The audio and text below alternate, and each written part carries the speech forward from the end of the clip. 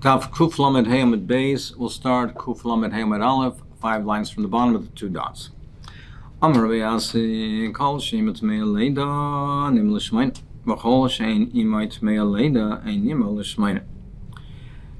Rabbi Yasi says that the din of Milah on the 8th day is connected to the din of Tumas Leida by the mother. The Torah says that Isha Kisas Revi Alda Zachar Betama, and she's Tmeya, Shivas Yamim, and then it says Abiyam Shmi Yimal B'Sar Losa. So only in the cases where the mother is Tmeya, she has a din of Tumas Leida, then we say that the Milah is on the 8th day. Because the Torah connects the two, there's a smichas of the two together.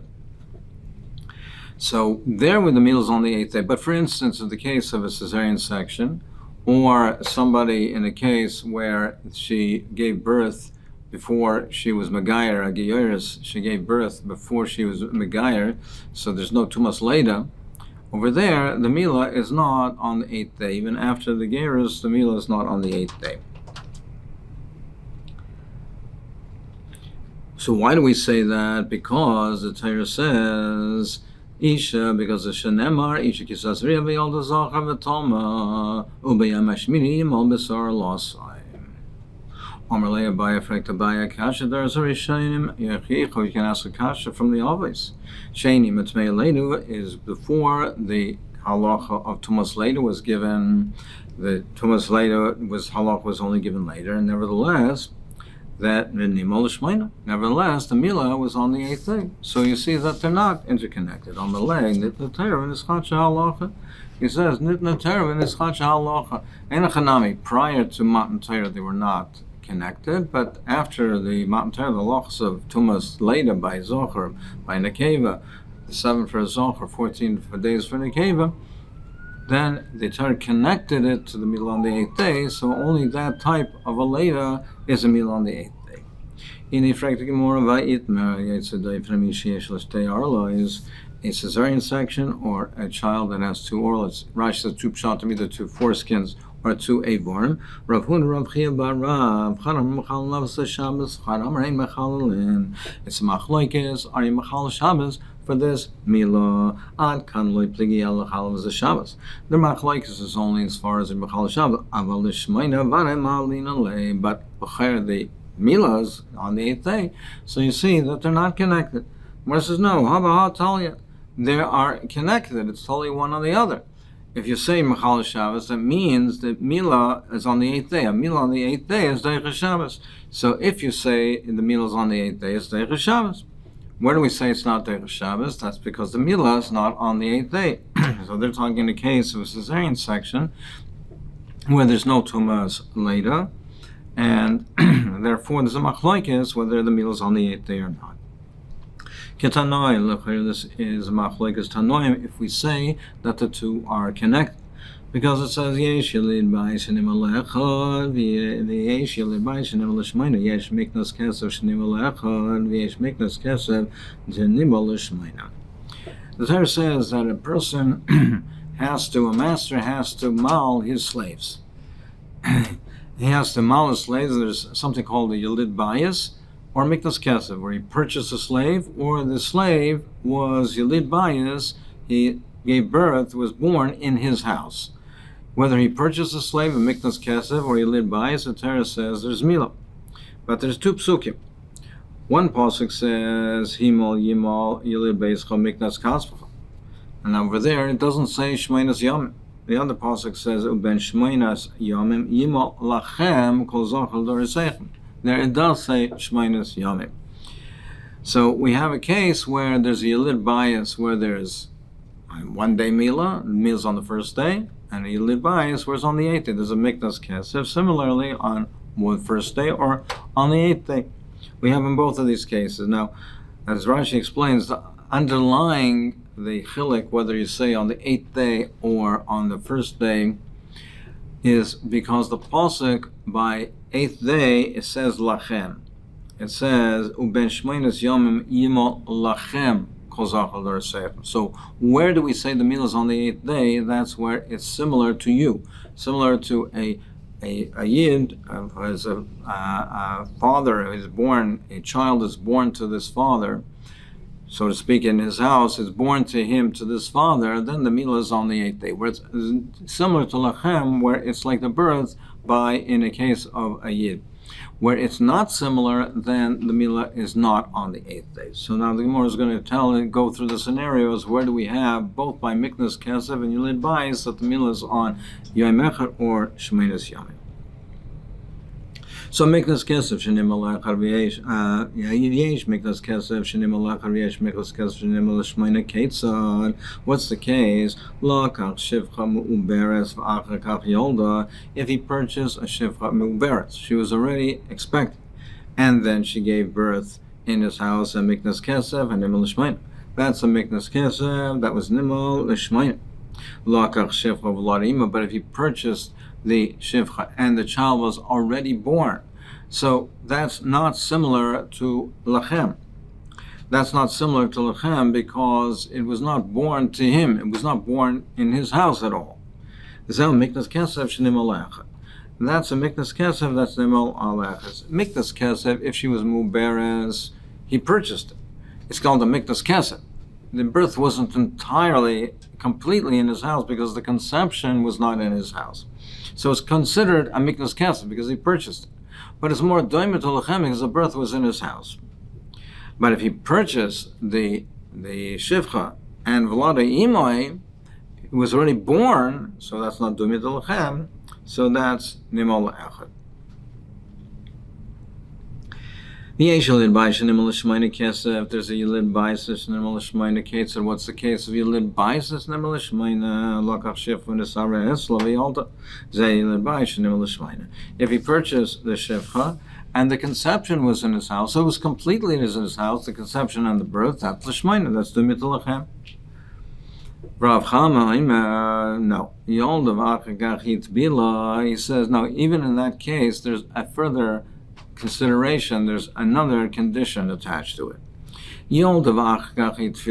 If she gave birth and her tefillah for gerus was only afterwards, she purchased the shivcha.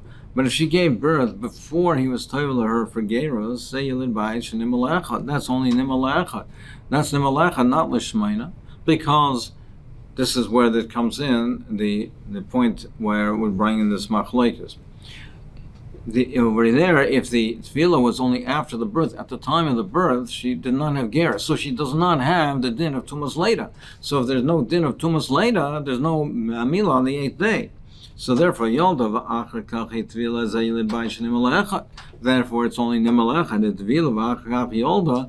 But if there was a tefillah for gerus and then the birth,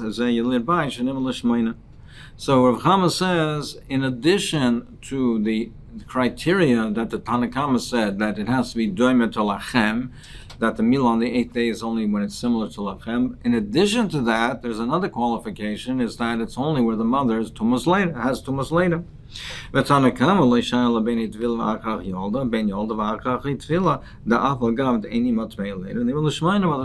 doesn't hold that way. He said they're not connected. So you see that this is the machlokes tanoim. Do we say that there's a connection between the mother's tumas leida to the milah on the 8th day? So, fragt die Gemara Bishlam, the Rechama Mishkachas Yilid Bayis, Mishkachas Yilid Bayis, Nimal Echad, Yilid Bayis, Nimal Shmeina. Miknas Kesef, Nimal Echad, Miknas Kesef, Nimal Shmeina. So, we have all of the cases according to Rav Chama. What is that? Yoldav Achakachit Tvila, if she gave birth, and after there was a tefillah, yilid bayis shenimal echad. That is a yilid bayis, that's nimal echad. Even though the child was born in the house of the master, in the house of the yid, but the mother was not tmei leida, her gerus was only after the birth, so there's no tumas later, then the milah is on echad, not on the shmeina, not on the 8th day. But if the tefillah was before the birth, so at the time of the birth, the child was born into the house of the master, and the mother was tmei later, then zayilid bayis shenimal shmeina. Then it's yilid bayis is nimal shmeina. Miknas kesef nimal shmeina. What is the case of miknas kesef shenimal shmeina? Kigan shalakach shivcha mu'beres. He purchased a shivcha mu'beres v'tvila. He was toivel her v'achach yolda. So it's a miknas kesef because she was mu'beres. He purchased the uber. The mother had tvila.